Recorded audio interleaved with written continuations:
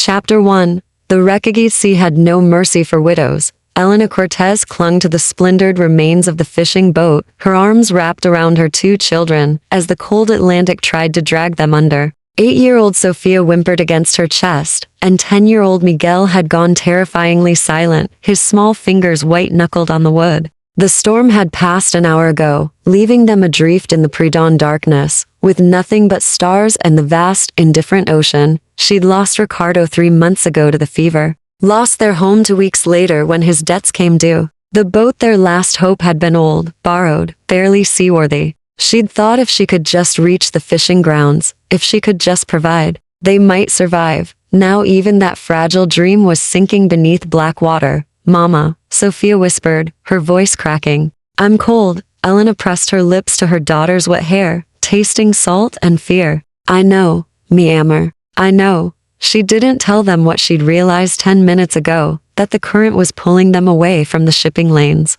That dawn was still hours away, that her arms were going numb and soon she wouldn't be able to hold them anymore. She didn't tell them she was failing them. The way she'd failed to save Ricardo, failed to keep their home, failed at every turn since the world had gone cold and cruel. The ocean swelled beneath them, lifting and dropping the wreckage in a rhythm that felt almost like breathing. Miguel stirred. "Mama, there's a ship." Elena's heart lurched. She twisted in the water, following her son's pointing finger, expecting nothing. Hallucination. Hope turned desperate and cruel, but there was a ship. It materialized from the darkness like something out of a fever dream, a 3-masted schooner with black sails that seemed to drink the starlight. No running lights, no sound of engines, just the whisper of canvas and the creak of old wood cutting through water that should have been empty. Ghost ship, her grandmother would have called it. The old woman had filled Elena's childhood with stories of cursed vessels and drowned sailors, of things that haunted the night sea. Elena didn't believe in ghosts, but she believed in survival. "Here."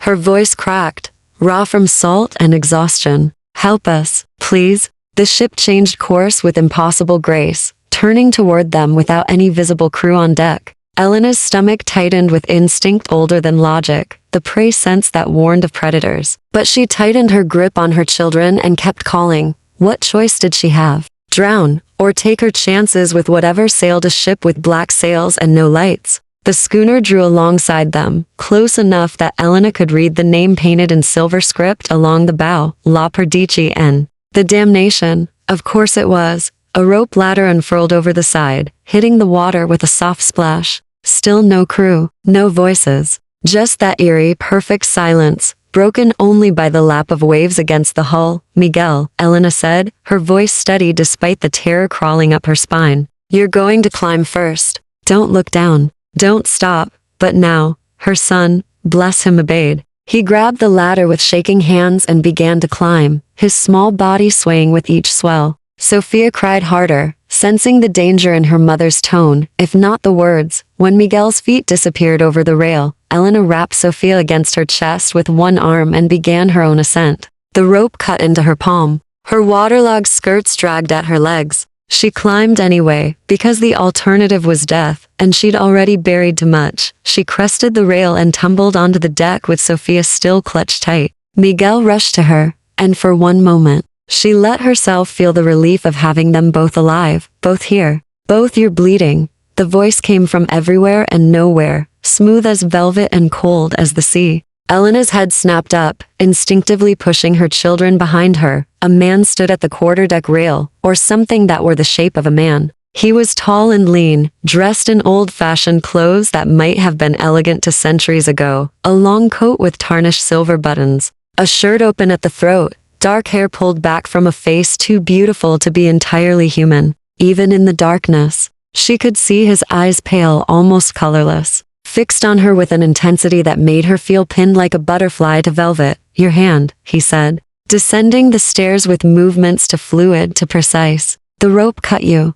Elena looked down. Blood welled from her palm, dark and red, dripping onto the pristine deck. She hadn't even felt it. The man stopped 10 feet away, and Elena realized he was holding himself very still, the way animals did before they struck. His nostrils flared. His jaw tightened. When he spoke again, his voice had dropped to something barely above a whisper, strained and careful. How many days since you've eaten? The question was so unexpected that Elena answered before she could think. 3, maybe 4. He closed his eyes, and something that might have been pain crossed his face. Of course. Starving, bleeding, desperate. When his eyes opened again, they'd darkened to something that wasn't quite human anymore. Do you have any idea what you've done? Climbing onto the ship? Sophia whimpered. Miguel moved closer to his sister. Elena stood straighter, lifting her chin despite the way her legs shook. I've saved my children. Whatever price you ask, I'll pay it. The creature studied her for a long moment.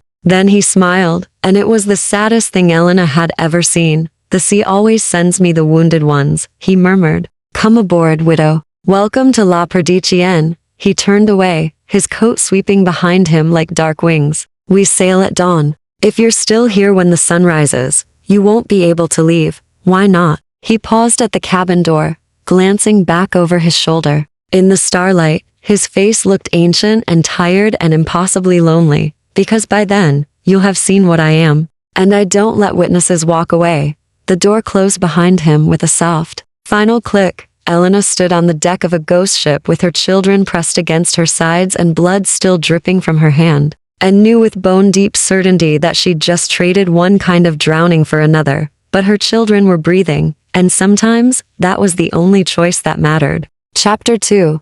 The captain's quarter. Selena didn't sleep. She couldn't, not on a ship that moved without crew. Not with her children curled together on a velvet settee that looked older than her grandmother's grandmother. The cabin the man had given them was absurdly luxurious, all dark wood and tarnished brass, oil paintings of stormy seas, and furniture that belonged in a museum. A crystal decanter sat on the desk, filled with water so clear it seemed impossible. She'd locked the door. Not that it would matter if he wanted in. Through the porthole she watched the sky lighten from black to deep blue. Dawn was coming. He'd said if they were still here when the sun rose, they couldn't leave. She should wake the children, find a lifeboat, take her chances with the sea again. Instead, she wrapped her bleeding hand in a strip torn from her petticoat and waited. The knock came precisely at dawn. Mrs. Cortez. His voice carried through the door, still that careful, controlled tone. I've brought food. The children need to eat. Elena's stomach clenched at the mention of food, but she didn't move. Leave it outside. A pause. I'm afraid I can't do that. The galley is through my quarters. You'll have to come to me, or go hungry, of course. Nothing could be simple. She glanced at Miguel and Sophia, still sleeping, exhausted beyond fear. Then she straightened her spine, unlocked the door, and stepped into the corridor. He waited at the end of the passage, backlit by lamplight that flickered like candle flame. In the dim glow, she could see him more clearly now. The sharp lines of his face, the unnatural stillness of his posture, the way his skin seemed to pale, almost luminous. This way. He turned without waiting for her response, leading her through a door into what must have been the captain's quarters. The room was shadows and secrets. Heavy curtains blocked the portholes, keeping out the rising sun. Books lined every wall, old volumes in Spanish, Latin, languages she didn't recognize. A massive desk dominated one corner, covered in maps and charts that looked centuries out of date. And in the center of the room, a table set with fresh bread, cheese, fruit, and what looked like eggs still steaming in their shells. Elena's mouth watered, despite her fear. Eat, he said, gesturing to a chair. I insist. Where did you get this? The words came out sharper than she intended. There's no crew, no galley fire. This ship is impossible. He smiled that said smile again, settling into a chair across from her. Yes, it is. But the food is real, and your children need it. So sit, Mrs. Cortez, and eat, while I explain what you've gotten yourself into. Elena sat, not because he commanded it, but because her legs were shaking and pride was a luxury she couldn't afford. She took a piece of bread, forced herself to chew slowly, despite the hunger screaming in her belly. He watched her with those pale, unnerving eyes. My name is Captain Nathaniel Cross. I've sailed these waters for 247 years. This ship La Perdición is my prison, my sanctuary, and my curse. Elena swallowed. You're saying you're, what, a ghost? Worse. He leaned back, and in the lamplight, she saw his canine teeth were just slightly too long to sharp. I'm a vampire, Mrs. Cortez, and you've brought your bleeding, starving children onto a ship where I am the only crew, the only captain. the only thing standing between them and the sea. The bread turned to ash in her mouth. I haven't killed anyone in 73 years, he continued, his voice soft, almost gentle. I survive on fish blood, seabird blood, whatever the ocean provides. It's a thin, miserable existence, but it keeps me from becoming a monster, keeps me from giving in to the hunger that never, ever stops. Elena set down the bread carefully, fighting the urge to run back to her children. Then why did you save us? Because I'm lonely. The admission came out raw, unguarded. Because I heard a woman screaming for her children, and remembered what it was like to care about something other than the next meal. Because for one moment, I wanted to be human again. He stood abruptly, moving to the curtained window, but not opening it. At sunset, you can take the lifeboat. I'll set you near the shipping lanes. Someone will find you. And if we stay? The question escaped before Elena could stop it. Nathaniel turned, surprise flickering across his inhuman face. Why would you stay? Because I have nowhere else to go. The truth felt like glass in her throat. My husband died. His family took everything. My children and I have nothing, no home, no money, no future except starvation or worse. She lifted her chin, meeting his eyes despite the fear. You said this ship is your prison. Maybe it could be our sanctuary. You don't know what you're asking. I'm asking for shelter. Work if you have it. A chance for my children to survive. Elena's voice steadied, finding the strength she'd thought drowned with that fishing boat. You say you haven't killed in 70 years. You saved us instead of feeding on us. That makes you more honorable than half the men I've known. Nathaniel stared at her, something like wonder breaking through his careful control. You're not afraid. I'm terrified. Elena stood, matching his directness with her own. But I've learned that monsters come in many forms, Captain Cross. Some have fangs.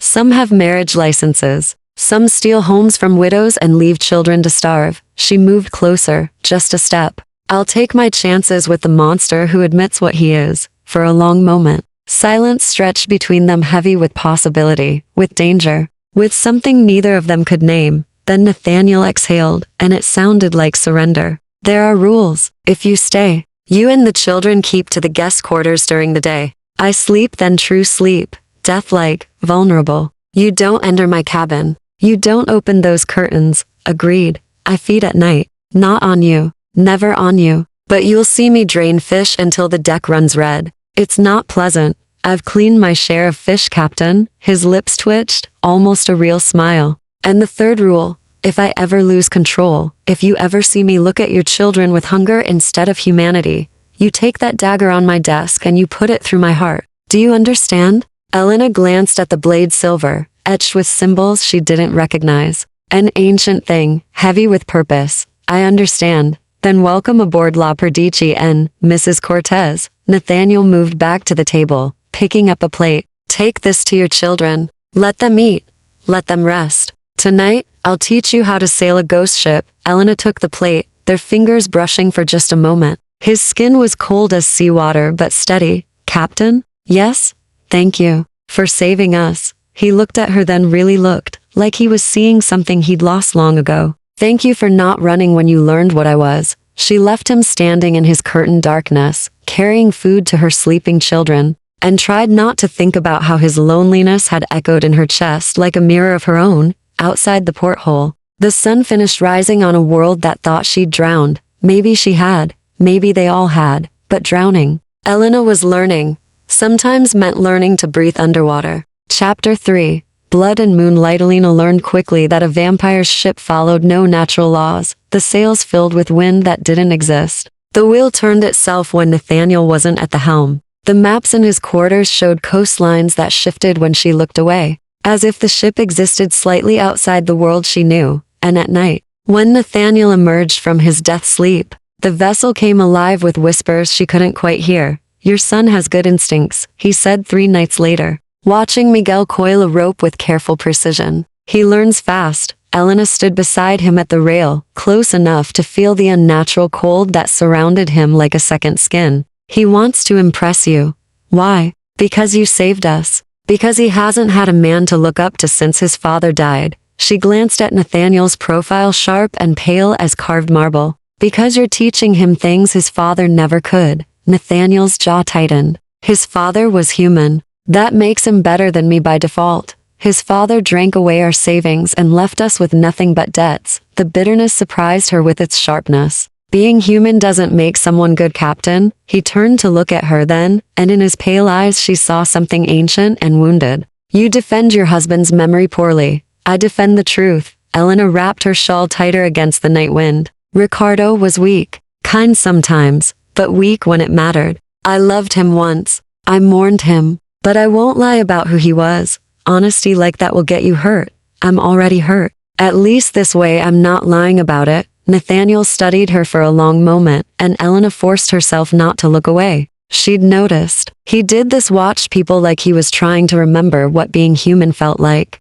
Like he was reading a book written in a language he'd half forgotten. The children are settling in well, he said finally. Sophia asked me today if ships have ghosts. Despite everything, Elena smiled. What did you tell her? That some ships are ghosts. His lips quirked. She wasn't frightened. She said ghosts are just lonely people who forgot how to leave. She's wise beyond her years. She's seen too much for 8 years old. Nathaniel's expression darkened. They both have. Before Elena could respond, a cry split the night. She spun toward the sound, Miguel's voice, sharp with fear. Nathaniel moved faster than her eyes could follow, crossing the deck in a blur of shadow and coat-tails. Elena ran after him, her heart hammering. They found Miguel at the starboard rail, staring down at the water. Sophia stood frozen beside him, her face pale in the moonlight. What happened? Elena demanded, reaching for her children. I dropped it, Miguel whispered, his voice breaking. Papa's compass. It fell and I tried to catch it and it went over, and I'm sorry, Mama. I'm so sorry. Elena pulled him close, relief and grief tangling in her chest. The compass had been the only thing she'd kept of Ricardo's, brass and worn, worthless to anyone but them. It's all right, Mijo. It's all right. But Papa gave it to you and it's just a thing. She kissed his hair, fighting back tears she couldn't afford. You're what matters. You and Sophia, not some old compass. She felt Nathaniel watching them, felt the weight of his ancient stare. When she glanced up, his expression was unreadable. It's deep here, he said quietly. 60 fathoms at least. I'm sorry, boy. It's gone. Miguel's shoulders shook with silent crying. Elena held him tighter, hating Ricardo all over again for dying and leaving them with nothing but scraps to cling to. Then Nathaniel did something she didn't expect. He knelt beside Miguel, bringing himself to the boy's level. Your father's compass is lost, but I have something else. He reached into his coat and pulled out a small brass telescope, etched with stars. This belonged to my first mate, 200 years ago. He was the best navigator I ever sailed with. I've kept it all this time, but I think he pressed it into Miguel's hands. I think he'd want someone to use it who actually loves the sea. Miguel stared at the telescope like it was treasure beyond price. But it's yours, and now it's yours. If you want it. Miguel looked at Elena, his eyes swimming with emotion. Mama? Elena's throat closed. She managed a nod. Miguel threw his arms around Nathaniel, fierce and sudden. The vampire froze, clearly unprepared. His hands hovered uncertainly over the boy's shoulders before finally, carefully, returning the embrace. When Miguel pulled back, Sophia stepped forward. Do you have anything for me? Nathaniel blinked, then actually laughed, a sound that seemed to surprise him as much as it did Elena. I might. Come with me. He led Sophia toward the captain's quarters, leaving Elena alone with Miguel at the rail. Her son clutched the telescope like a lifeline, staring out at the water where his father's compass had disappeared. He's not so scary, Miguel said softly. Captain Cross, he's just sad. Yes, Elena agreed. He is. Do you think Papa's lonely? Wherever he is? Elena closed her eyes against the ache. I don't know, Miammer. Captain Cross is lonely. I can tell. Miguel turned to look at her, his young face suddenly serious. Maybe that's why the sea sent us to him. Because we're lonely too. Before Elena could respond, Nathaniel returned with Sophia. Her daughter wore a delighted smile and carried a small music box that played a haunting melody when opened. It was my sister's, Nathaniel explained, meeting Elena's questioning look. Before I was turned, before I lost everything. He hesitated. I'd like her to have it. If you permit it. Elena should refuse. Should keep the distance between her children and this creature who drank blood and sailed a cursed ship through impossible waters. Instead, she nodded. Thank you, Captain. Something shifted in his expression, gratitude, or maybe relief. I need to feed. It's been 3 days. You should take the children below. We've seen you feed before. Not like this. His voice dropped, darker. I'm weak tonight, hungry. It won't be pleasant. Then we'll stay. Elena lifted her chin, that stubborn strength rising again. If this is your reality, we should witness it. We're crew now, aren't we? Nathaniel stared at her like she'd spoken in tongues. You don't know what you're asking. I'm asking to see all of you, not just the parts you think we can handle. For a long moment, he said nothing. Then he nodded once, sharp and resigned. Very well, but the children stay back. And if it becomes too much, you leave. Immediately, he moved to the rail, removed his coat with careful precision, and dove into the black water. What happened next would haunt Elena's dreams for weeks. Nathaniel surfaced with a shark massive, thrashing, and the feeding was exactly as brutal as he'd warned. Blood sheeted across the water. The creature fought, and when Nathaniel finally surfaced, his mouth dark with gore, his eyes had gone flat and cold as a predator's. He looked at Elena, at the children, and for one terrible moment, she saw the hunger. Then he closed his eyes, shuddered, and the humanity came flooding back. Below, he rasped. Now, Elena gathered her children and obeyed, but not before she saw him grip the rail with white-knuckled hands, fighting something invisible and vicious in their cabin. Sophia asked, "Is he going to be all right?" Elena looked at the music box, at the telescope, at the impossible kindness wrapped in Monster's skin. "I don't know," she whispered, but she knew she wanted him to be. Chapter 4. The warning. Nathaniel avoided them for 2 days after the feeding. Elena saw him only in glimpses, a shadow at the wheel in the dead of night, a figure disappearing into his quarters at dawn. He left food outside their door without knocking. The ship sailed itself, smooth and steady, while its captain hid from the people he'd saved. On the 3rd morning, Elena had enough. She waited until the children were occupied with their lessons, Miguel practicing knots, Sophia reading from one of Nathaniel's ancient books, then knocked on the captain's door. Silence. "I know you're in there, Captain Cross. It's still daylight. You're not feeding, and you're not sailing. So either let me in, or I'll assume you've decided we're unwelcome, and start preparing the lifeboat." The door opened. Nathaniel stood in the threshold, looking worse than she'd ever seen him. His shirt was unbuttoned, his hair loose and wild. Dark circles shadowed his eyes, something she hadn't thought possible for the dead. He looked haunted. "You should prepare the lifeboat," he said flatly. "No, Mrs. Cortez." Elena. She pushed past him into the room, ignoring his startled protest. "If we're going to have this conversation, use my name." The captain's quarters looked like a storm had torn through it. Books lay scattered across the floor. Maps had been ripped from the walls. The silver dagger sat on the desk, gleaming with accusation. "You saw what I am," Nathaniel said behind her, his voice hollow. "What I become when I feed. You saw me look at your children with hunger. I saw you look at them. I saw you fight it. I saw you win." Elena turned to face him. "What I didn't see was a monster. I saw a man struggling with something terrible. I'm not a man. You're not just a monster either." She moved closer, watching him, tense like a cornered animal. "You gave Miguel your first mate's telescope. You gave Sophia your sister's music box. Monsters don't do that.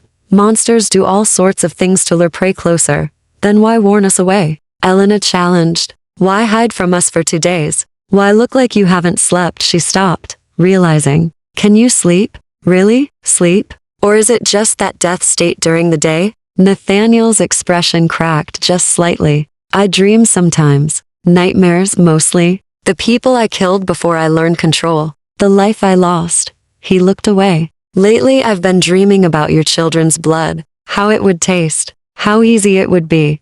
The confession should have terrified her. Instead, Elena felt something closer to understanding. "Ricardo used to dream about drinking," she said quietly. "He'd wake up shaking, craving it so badly he'd cry. Some nights I'd find him with a bottle in his hands, just holding it, trying not to open it." She swallowed. "Sometimes he won. Sometimes he didn't.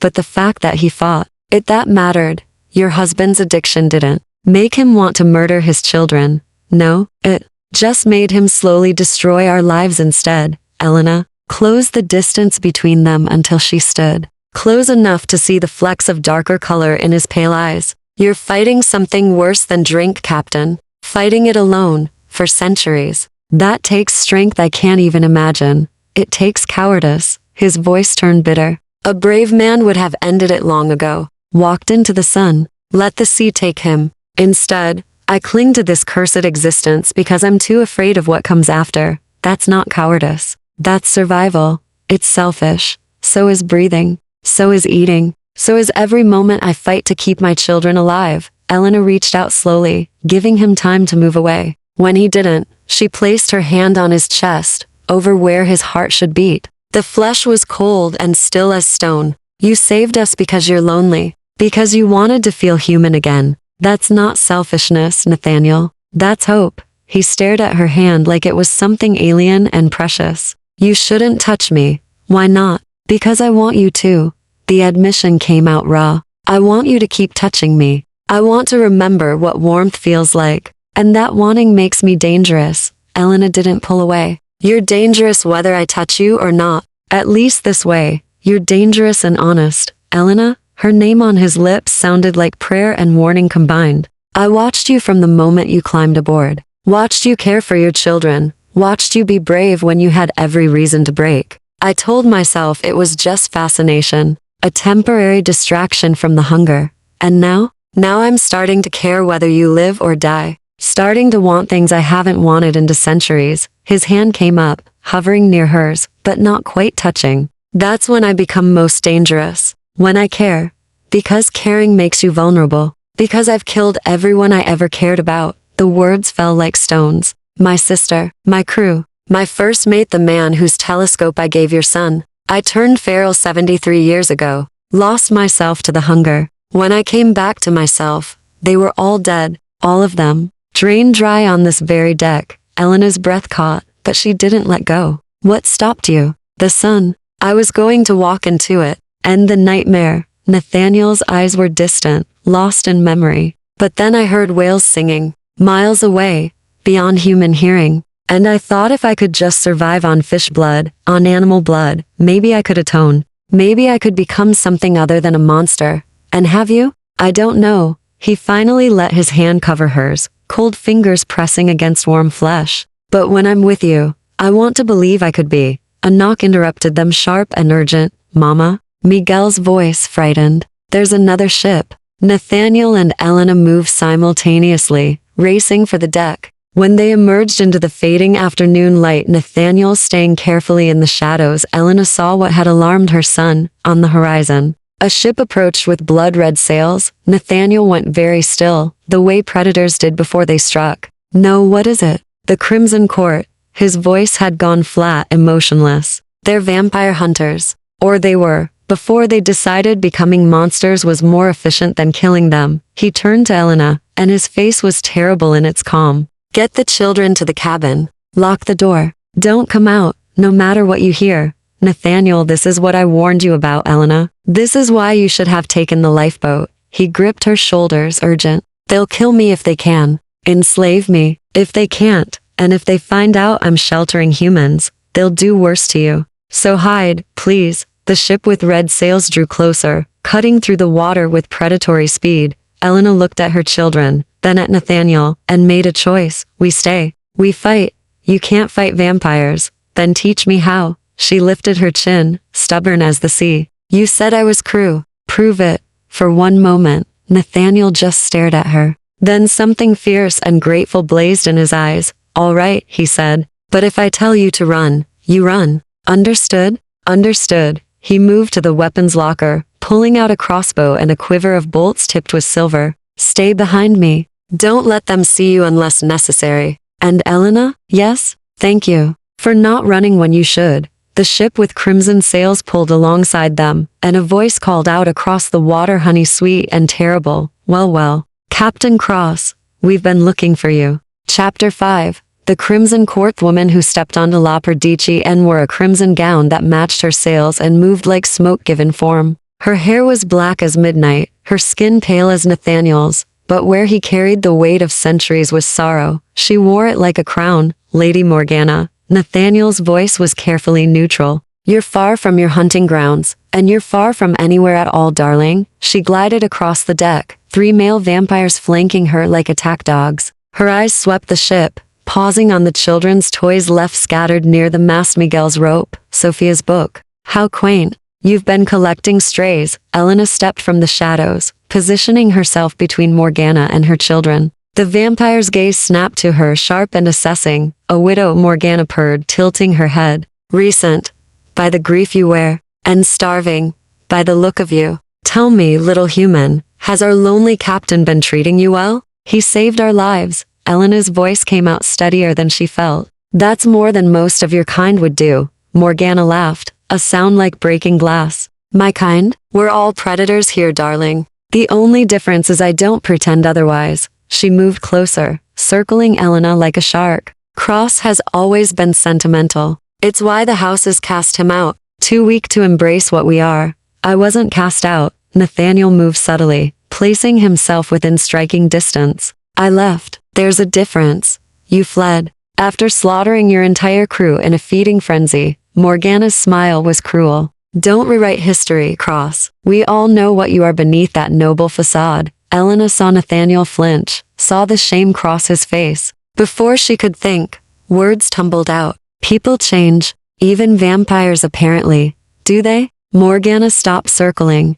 turning her full attention to Elena. Is that what you believe? That this creature can be redeemed through the love of a good woman? She laughed again. How deliciously naive. Why are you here, Morgana? Nathaniel's hand moved to his sword hilt. State your business or leave. Business. How terribly prosaic. The vampire moved to the rail, gazing out at the darkening sea. The houses are gathering. War is coming between the old blood and the new turned. The court needs every vampire who remembers the old ways. Even exiles like you. I want no part of your war. It's not a request. Morgana's voice hardened. You have 3 choices, Cross. Join us, submit to binding by blood oath, or be destroyed as a rogue element. The houses won't tolerate neutrality this time. Nathaniel was quiet for a long moment. And if I refuse all 3? Then we sink this pathetic ghost ship and everyone on it. Morgana's eyes slid to Miguel and Sophia, who had crept to the cabin door despite Elena's orders.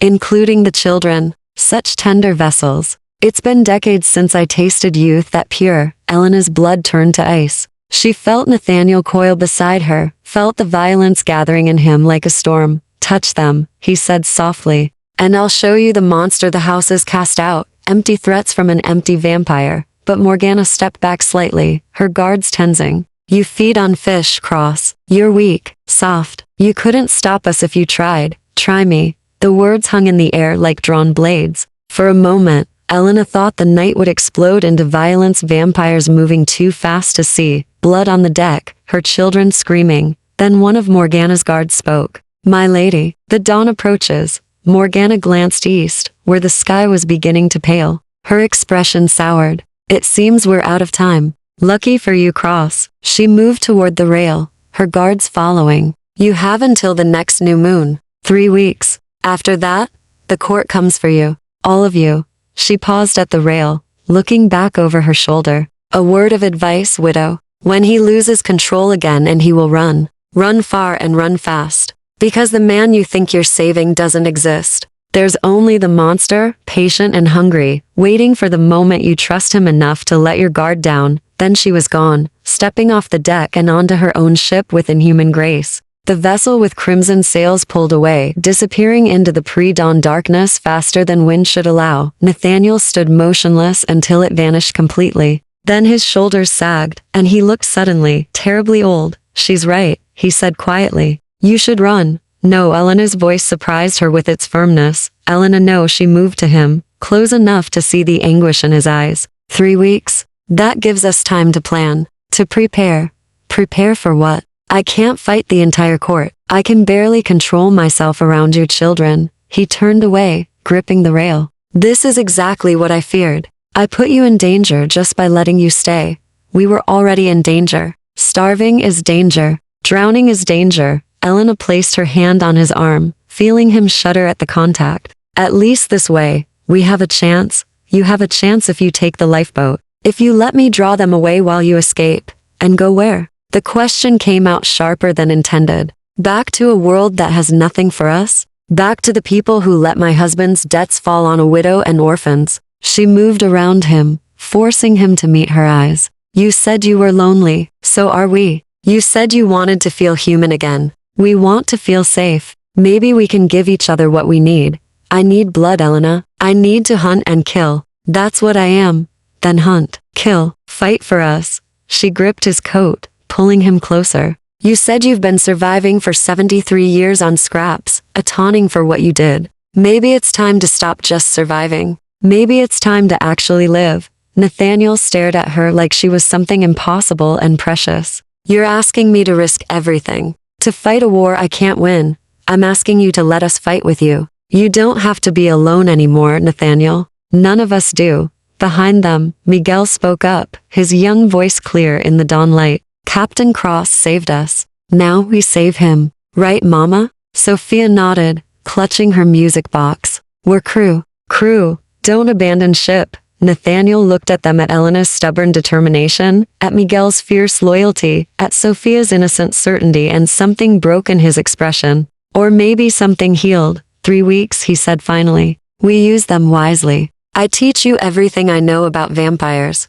their weaknesses, their politics, their laws. If we're going to survive this, you need to understand what we're facing, and you need to feed properly. Elena met his gaze steadily. No more fish blood. You need strength if you're going to fight. Elena, I'm not saying feed on us, but there are other ways. Criminals, pirates. The ocean isn't empty of prey, just of innocent prey. She lifted her chin. If we're doing this, we do it right. For a long moment, Nathaniel just looked at her. Then slowly, carefully, he smiled, a real smile, surprised and genuine. You're either very brave or very foolish. Both, probably. Elena managed a tired smile back. But I've already drowned once. What's one more impossible thing? The sun broke over the horizon, and Nathaniel moved quickly toward his quarters. At the door, he paused. Thank you, he said simply, for staying. Then he was gone, leaving Elena alone on the deck with her children, and the echo of crimson sails on the horizon. 3 weeks until war found them.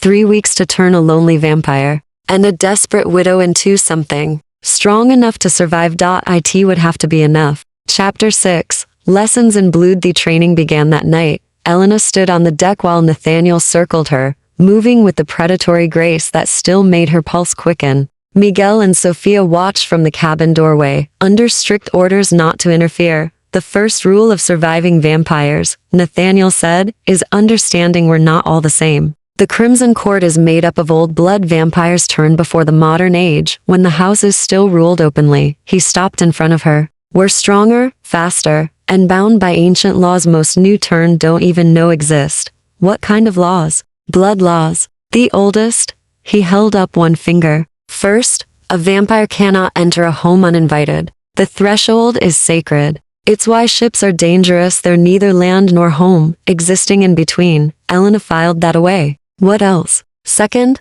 we cannot cross running water without permission from whatever dwells there. Rivers, streams, anything that flows. A second finger. Third, silver burns us, but doesn't kill. Only sunlight, beheading, or a stake through the heart will end us permanently. And the court knows all this, better than I do. Morgana is 300 years old. Her guards are older still. Nathaniel's expression darkened. They'll use every advantage they have, which is why you need to learn what few advantages humans possess. He moved to a crate, pulling out several items. Silver, holy water, or rather, water blessed with genuine faith, which is rarer than you'd think. And this. He held up a small mirror. We cast no reflection. You can use mirrors to identify vampires in a crowd. Elena took the mirror, studying her own tired face. But you appear in my memory. I can draw what you look like. Memory isn't reflection. The curse is specific. We exist outside the natural order. Mirrors show truth. We're not true anymore. He set down a vial of clear liquid. This is blessed water from a monastery in Spain. If you throw it on a vampire, it burns like acid. Won't kill them, but it will slow them down. How did you get it? Nathaniel's smile was sad. I stole it. Before I left the houses. I thought I might need it if they ever came for me. He touched the vial gently. I was right. Elena picked up a silver dagger, testing its weight. You're teaching me how to kill you. I'm teaching you how to survive. There's a difference. He moved behind her, adjusting her grip on the blade. His hands were cold, steady. If it comes to a fight, Aim for the heart or the throat. Don't hesitate. Vampires heal from almost anything else. I've never killed anyone. Then pray you don't have to start. His breath ghosted across her ear. But if it's between your children's lives and a vampire's undeath, I want you prepared to choose your children. Elena turned in his arms, suddenly, close enough to see the flecks of silver in his pale eyes. Even if it's you. Especially if it's me. His voice dropped to a whisper. Promise me, Elena. If I ever become the monster again, if I ever threaten your children, I'll stop you. The words hurt to say, but she meant them. I promise. They stood frozen for a moment, the space between them charged with something neither could name. Then Nathaniel stepped back, breaking the spell. Again, show me the throat strike. They trained until Elena's arms shook with exhaustion. Miguel and Sophia eventually fell asleep in the cabin, but Elena pushed through the fatigue, learning the vulnerable points on a vampire's body, practicing throws and blocks against an opponent who moved too fast to track. When she finally collapsed on the deck, gasping, Nathaniel knelt beside her. You did well. I'm too slow, too weak. She stared up at the stars, fighting despair. How am I supposed to protect anyone against creatures like Morgana? You're not supposed to fight fair. You're supposed to survive. He helped her sit up, his hands gentle despite their supernatural strength. Humans have defeated vampires before, not through strength, but through cleverness, traps, strategy, using our nature against us. Like what? Nathaniel gazed out at the dark water. The court will come at night. They have to daylight would kill them. So we make the ship defensible at night. Multiple escape routes, hidden weapons, anything we can use to even the odds. They have 3 weeks to plan too. Yes, but they're arrogant. They think I'm weak because I feed on animals. They think you're helpless because you're human. A dangerous smile crossed his face. Let them underestimate us. It's the only advantage we have. Elena studied him, this creature who'd lived for centuries, who'd killed and suffered and somehow clawed his way back to something resembling humanity. Why are you really doing this? You could leave us, sail away, hide somewhere the court won't find you.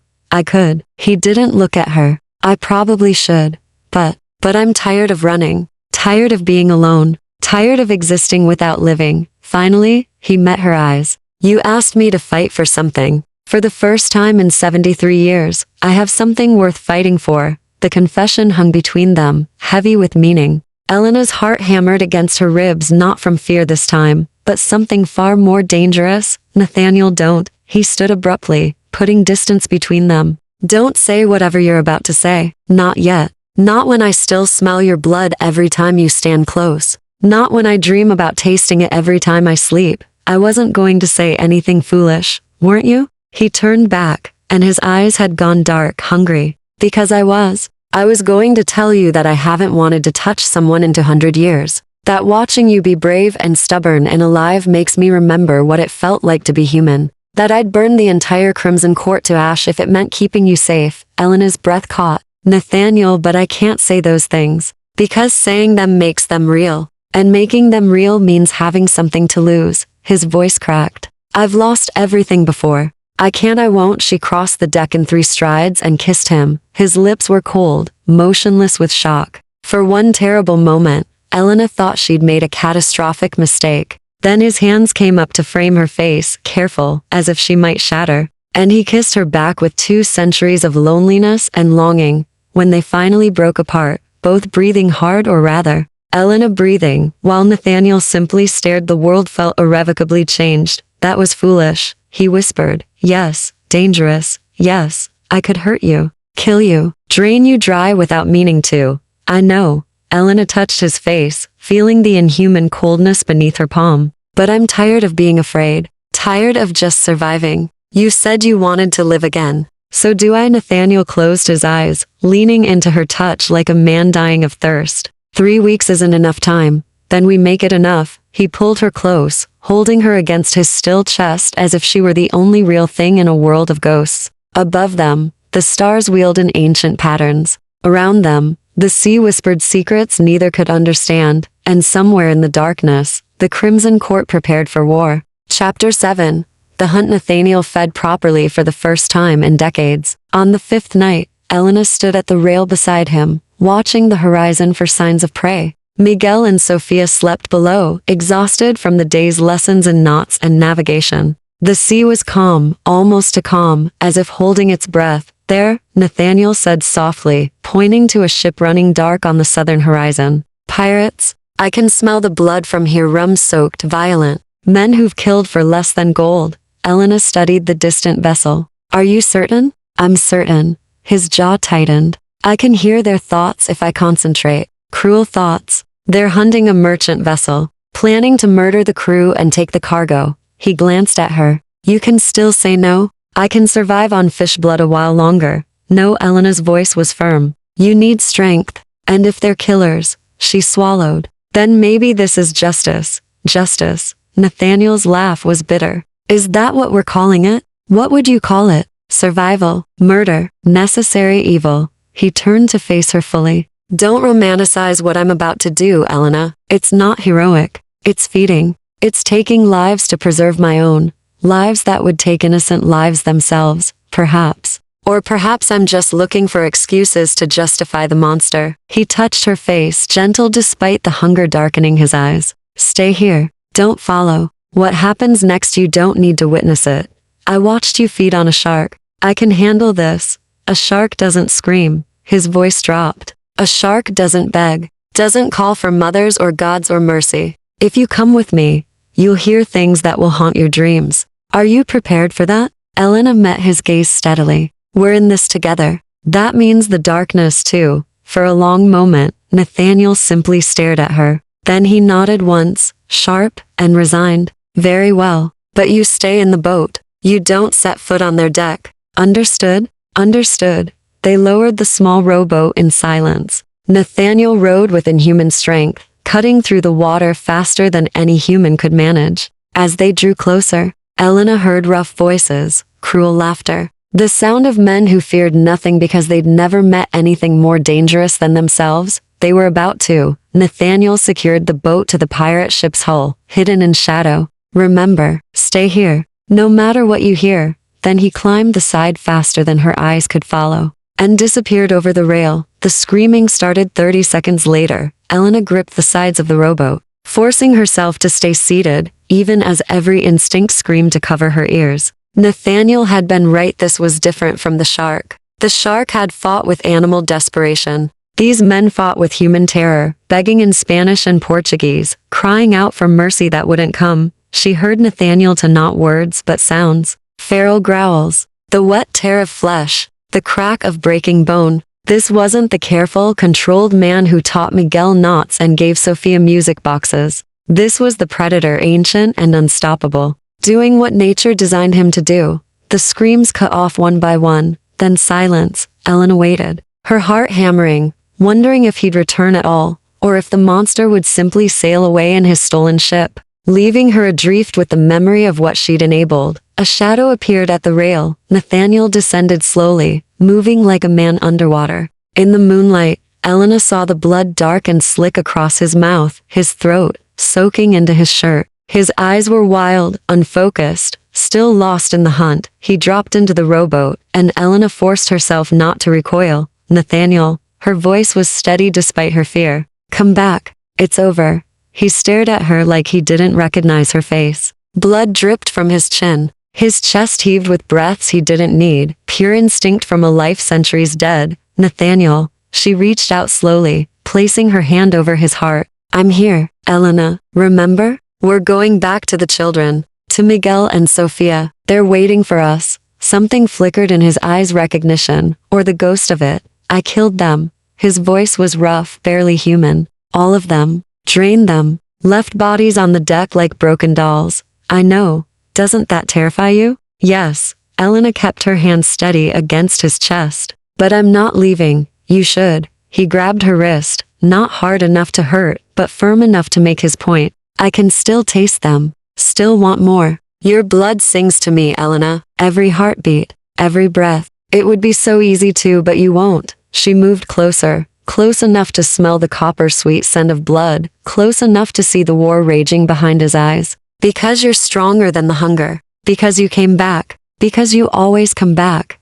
How can you know that? Because you're here talking to me instead of feeding. She touched his blood-stained face, refusing to flinch. Because even lost in the monster, Some part of you remembered there was something worth returning to. Nathaniel closed his eyes, shuddering. When he opened them again, they were clearer, still haunted, but human. Or close enough. I remember killing my crew like this, he whispered. The feeding frenzy, the blood. By the time I came back to myself, they were all dead. My sister, my first mate, men I'd sailed with for decades. I can still see their faces. I'm sorry. The words felt inadequate, but she meant them. That must have been unbearable. It was the worst day of my existence. The day I became truly damned. He looked at the pirate ship, at the carnage he'd left behind. Days like today remind me why. Those men were murderers. So am I. No, Elena gripped his shoulders, forcing him to look at her. They killed for profit, for pleasure. You kill to survive. There's a difference. Is there? His smile was bleak. Or is that just what I tell myself to sleep through the day? Elena didn't have an answer for that. Instead, she pulled him close, holding him despite the blood, despite the evidence of violence still cooling on his skin. He tensed, then slowly relaxed against her, burying his face in her shoulder. Thank you, he murmured, for not running. Thank you for coming back. They sat in the rowboat for a long time, rocking with the waves, while overhead the pirate ship drifted with its cargo of the dead. Eventually, Nathaniel pulled away, wiping the blood from his face with deliberate care. We should return. The children will worry. He rowed them back to La Perdici and in silence. When they climbed aboard, Elena noticed the difference immediately. He moved faster, stronger, more fluid. The proper feeding had restored something in him, some vitality that fish blood could never provide. It had also cost something. She could see it in the set of his shoulders, the way he avoided looking at his own blood-stained hands. Go clean up, she said gently. I'll check on Miguel and Sofia, Elena. He caught her hand as she turned to go. What I did tonight was necessary. We both know it.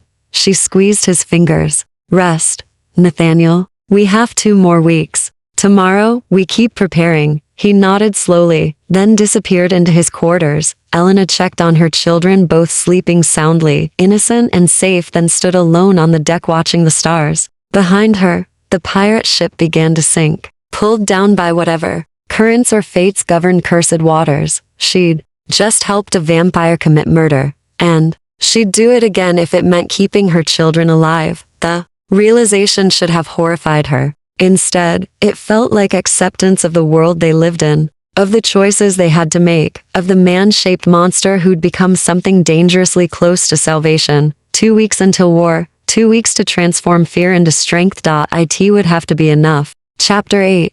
Cracks in the armor. The nightmares started 3 days after the hunt. Elena woke to the sound of Miguel screaming. She ran to the children's cabin, her heart in her throat, expecting vampires, expecting blood, expecting the worst. Instead, she found her son sitting up in bed, tears streaming down his face. Sofia trying to comfort him with trembling hands. What happened? Elena gathered Miguel into her arms, checking him for injuries even as he clung to her. Papa, he sobbed. I dreamed Papa was drowning and I couldn't save him. And then the water turned to blood and he broke off, shaking. Elena held him tight, her own eyes burning. It was just a dream, Mijo. Just a bad dream.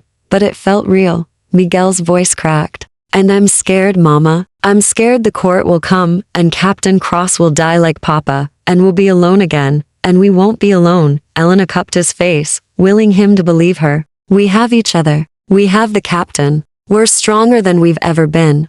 Are we? Sofia's small voice cut through the dark. Or are we just pretending? The question haunted Elena as she settled her children back to sleep. Were they stronger? Or were they just 3 desperate people clinging to a ghost ship, waiting for inevitable disaster? She found Nathaniel on deck, staring at the horizon where dawn would soon break. He didn't turn when she approached, but she knew he'd heard her. He always did. Miguel had a nightmare, she said quietly. I heard. His voice was tight. He's afraid. We're all afraid. He's afraid I'll fail you. That I'll die if you can call it that and leave you alone. Nathaniel finally turned, and in the pre-dawn light, he looked haggard. He's right to be afraid. I can't guarantee his safety. I can't even guarantee I won't be the thing that kills him. You won't. You don't know that. He moved closer, urgent. Elena, we've been preparing for 2 weeks, training, planning, but the truth is, when the court comes, I'll be outnumbered 5 to 1 at minimum. Morgana alone is strong enough to destroy me.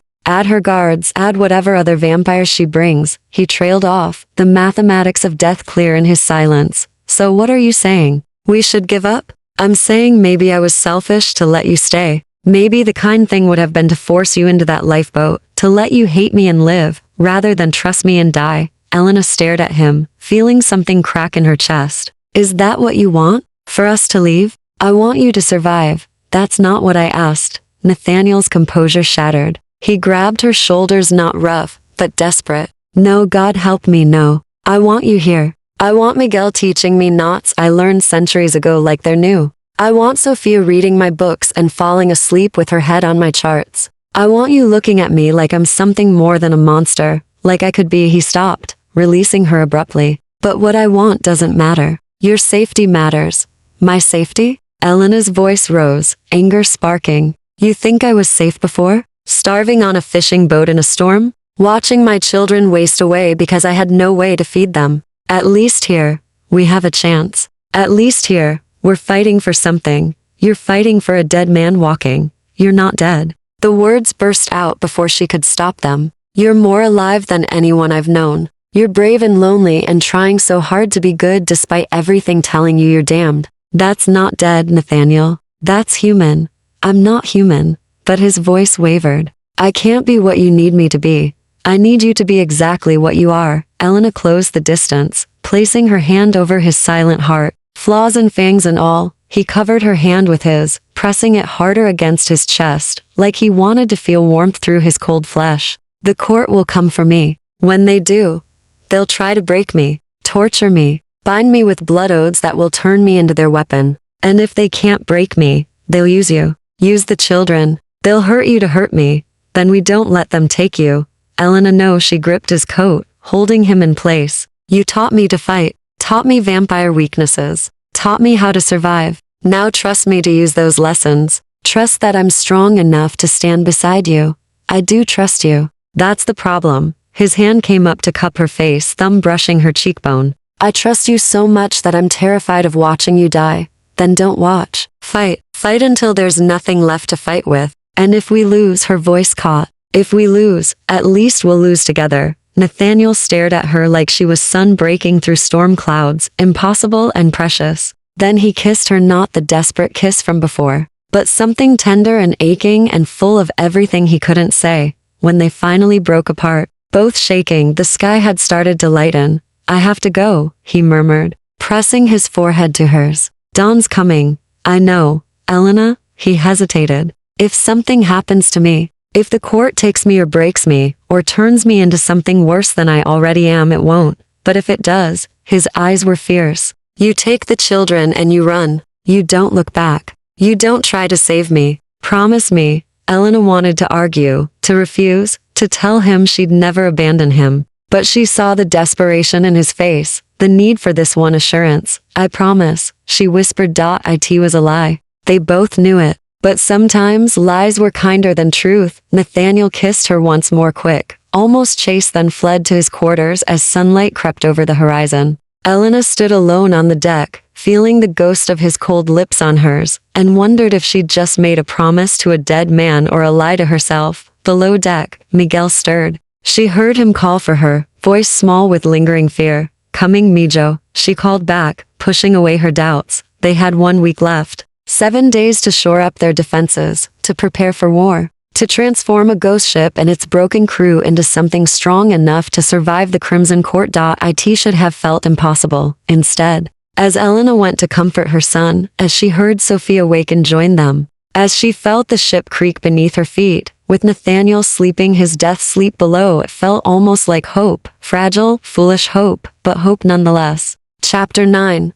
The blood moon court came on the night of the new moon. Exactly as promised, Elena saw the crimson sails first, multiplied now, not 1 ship but 5, cutting through the water like knives. She rang the bell. Nathaniel had installed 3 sharp tolls that brought him from his quarters at inhuman speed. 5 ships. His voice was flat, calculating. Morgana brought reinforcements. Miguel and Sophia appeared at Elena's sides, faces pale but determined. They'd spent the last week preparing for this moment, learning escape routes, memorizing the positions of hidden weapons, Practicing the emergency signals, positions, Nathaniel ordered quietly. The children moved to their designated spots, Miguel at the stern with the signal mirror and flare gun, Sophia near the cabin door with the blessed water. Elena took her place beside Nathaniel at the wheel, silver dagger strapped to her thigh, crossbow loaded with silver bolts in her hands. The ships surrounded them in a perfect circle, trapping La Perdici and like prey.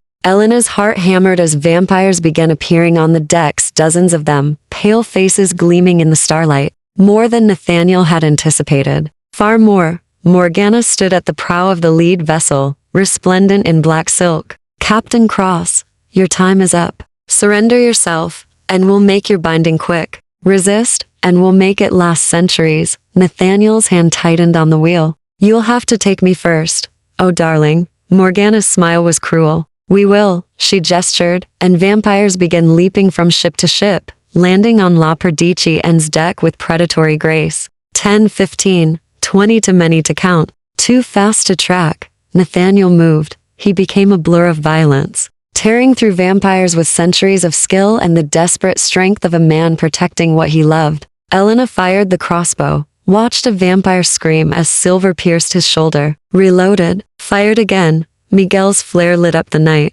blinding several vampires who'd grown too comfortable in darkness. Sophia threw blessed water with surprising accuracy, catching a female vampire across the face. The woman's shriek of agony was terrible, but Sophia didn't flinch. Good girl. Elena shouted, firing another bolt, but there were too many. For every vampire they wounded, 2 more appeared. Nathaniel fought like a demon, but even he couldn't be everywhere at once. A vampire grabbed for Sophia. Elena shot him through the throat. Another lunged at Miguel. Nathaniel appeared from nowhere, ripping the creature's head clean off. Then Morgana herself stepped aboard. Enough, she said simply. And the world stopped. Elena tried to move, tried to fire, but her body refused to obey. Beside her, Miguel and Sophia stood frozen, their eyes wide with terror. Even Nathaniel had stilled mid-strike, though she could see him straining against whatever power held him. Blood magic, he gritted out. Ancient, forbidden.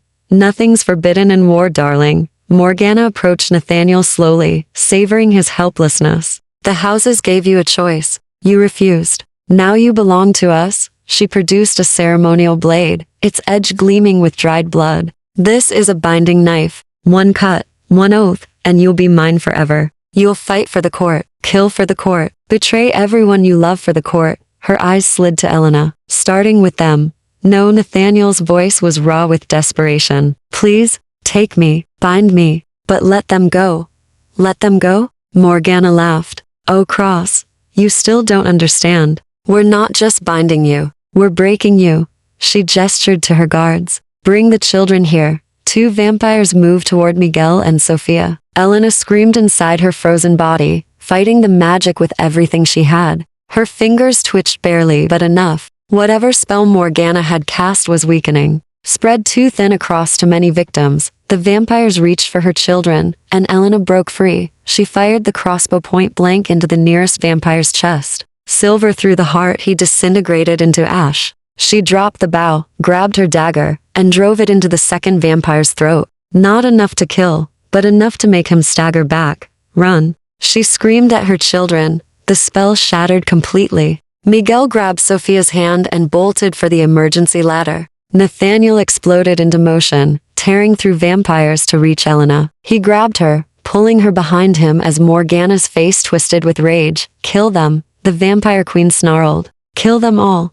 The deck erupted into chaos. Nathaniel fought with savage desperation, creating a barrier of violence between Elena and the vampires. She fired blessed water, stabbed with her silver blade, fought like her children's lives depended on it because they did. The cabin. Nathaniel shouted, "Get to the cabin." Elena ran, trusting him to follow. She reached the cabin door, where Miguel and Sophia waited, terror and courage warring on their young faces. She shoved them inside. A vampire materialized in front of her, fangs bared. Nathaniel appeared, slamming into the creature with bone-crushing force. They went down in a tangle of limbs, rolling across the deck. The vampire was older, stronger than the others. He matched Nathaniel blow for blow, and Elena watched in horror as her vampire's movements began to slow, the energy from his last proper feeding finally depleting. Nathaniel. She started toward him. Stay back. He managed to pin the vampire, but 3 more were already converging. Get inside. Lock the door. I won't leave you for once in your stubborn life. Listen to me. His eyes met hers across the bloody deck, and in them she saw love and terror and goodbye. Protect them. That's all that matters. Protect them. Morgana raised the binding knife, her smile victorious, and Elena had to choose stay and watch Nathaniel be destroyed, or save her children while she still could. She chose her children. She slammed the cabin door, threw the lock, and gathered Miguel and Sofia into her arms. As outside, Nathaniel screamed. Chapter 10. Dawn's Coasiana pressed her back against the cabin door, holding Miguel and Sofia as the sounds of violence shook the ship. Nathaniel's screams had stopped, whether because he'd been bound or killed. She didn't know. Couldn't know. The silence was worse than the screaming. Mama, Sofia whispered. Is he? I don't know, mi amor. Elena's voice cracked. She'd promised to protect them. She'd kept that promise. But the cost felt like her heart being torn from her chest. Heavy footsteps approached the door. A voice, Morgana's, sickly sweet. Come out, widow. It's over. Your monster is ours now. Elena looked at her children. Miguel's jaw was set with desperate courage. Sofia clutched her music box, the one Nathaniel had given her. Both of them looked to Elena for answers she didn't have. The door wouldn't hold forever. Nathaniel had said vampires couldn't enter uninvited, but this ship wasn't really a home. It existed between worlds, cursed and liminal. The rules might not apply.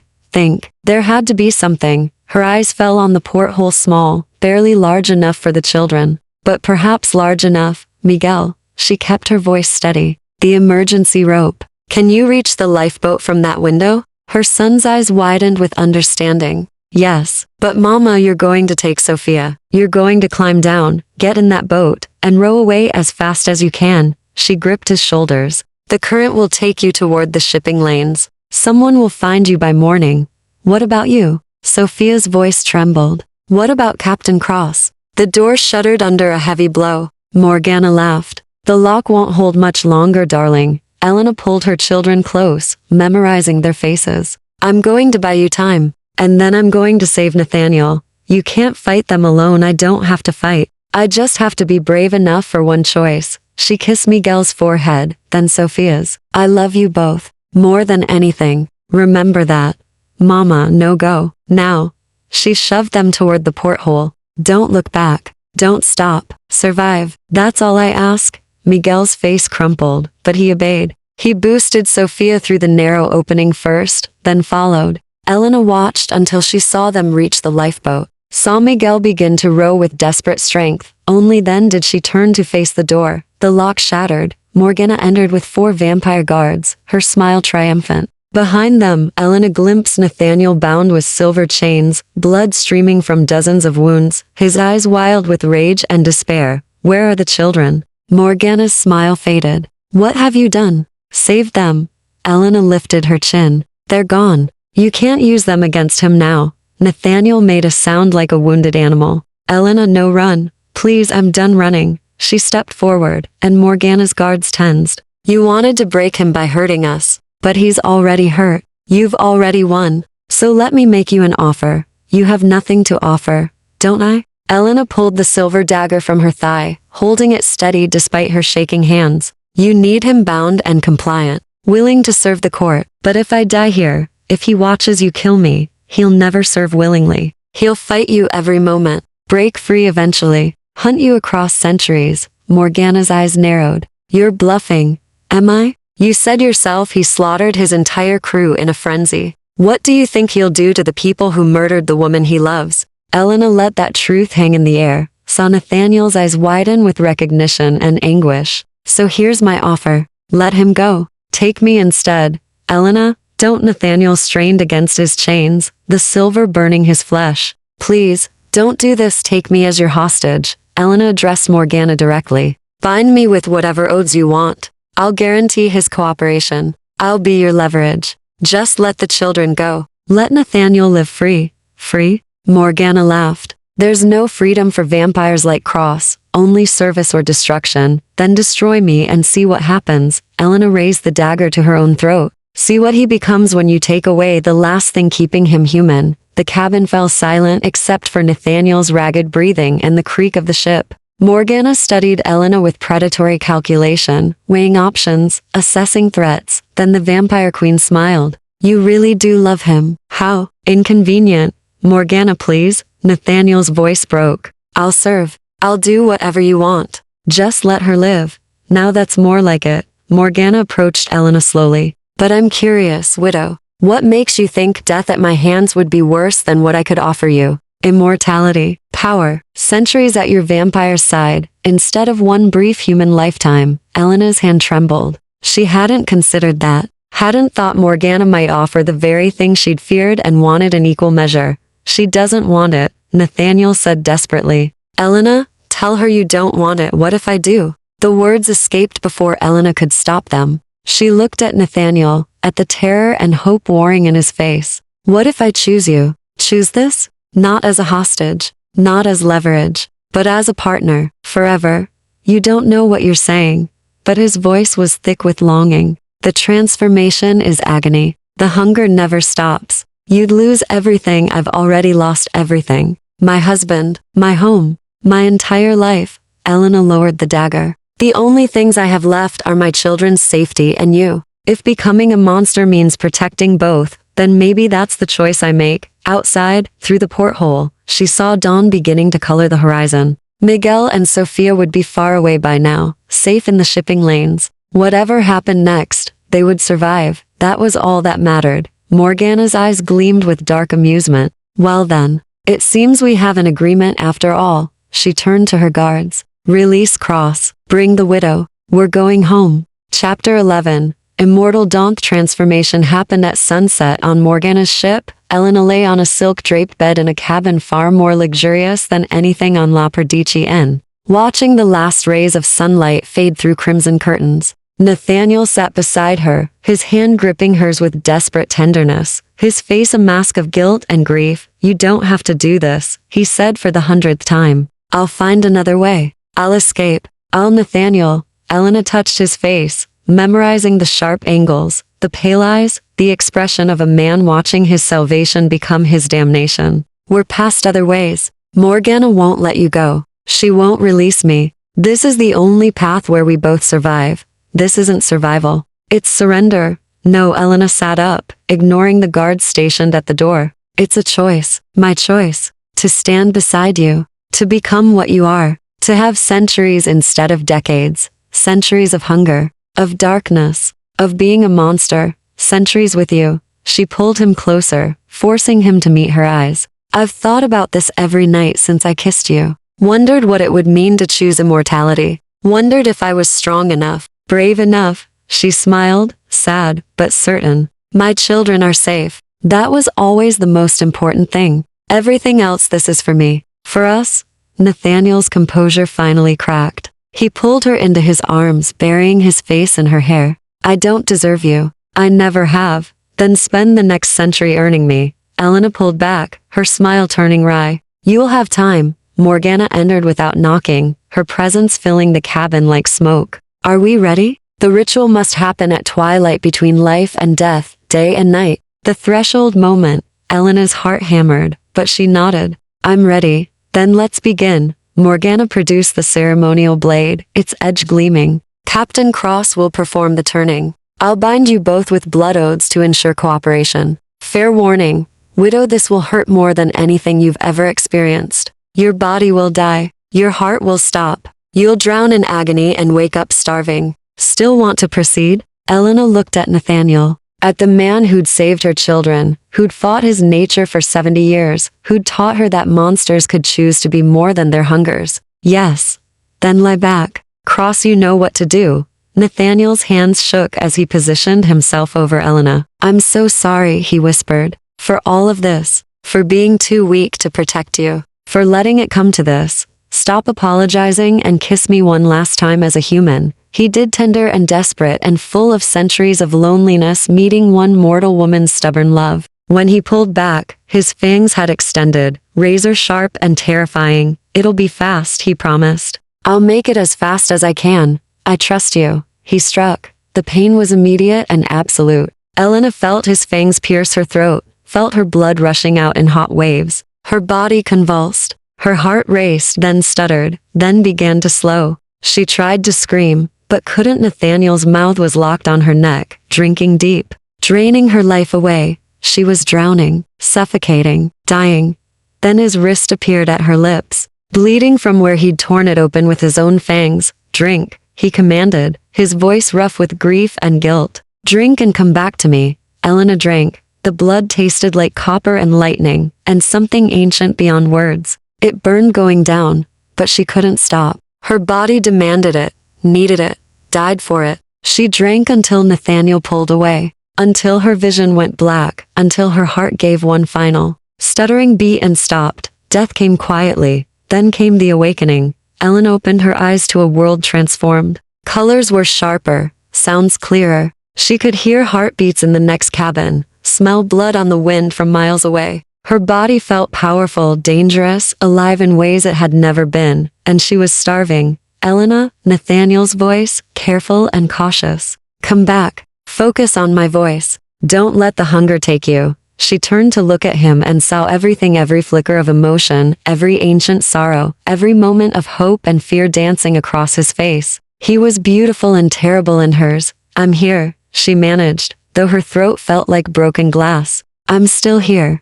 Relief flooded his expression. Thank God. I thought when you stopped breathing, I thought I'd lost you. Takes more than death to get rid of me. Elena tried to smile, then gasped as her fangs extended. Oh, that's different. You'll learn to control it. Nathaniel helped her sit up. The hunger is worse at first, but I'll teach you. We'll face it together. Morgana approached, satisfaction written across her face. Welcome to immortality, Elena Cross. And yes, you'll take his name now. It's traditional for a sire interned. She produced a contract written in blood-red ink. Now for the oaths. You'll both swear loyalty to the Crimson Court. Cross will serve as our general. Elena will serve as his keeper, the one who ensures his cooperation. Refuse, and we'll hunt down those children and turn them to. Slowly, painfully, Elena felt rage surge through her new vampire body, powerful, intoxicating. She could kill Morgana. Could try at least. Could. Nathaniel's hand found hers, anchoring her.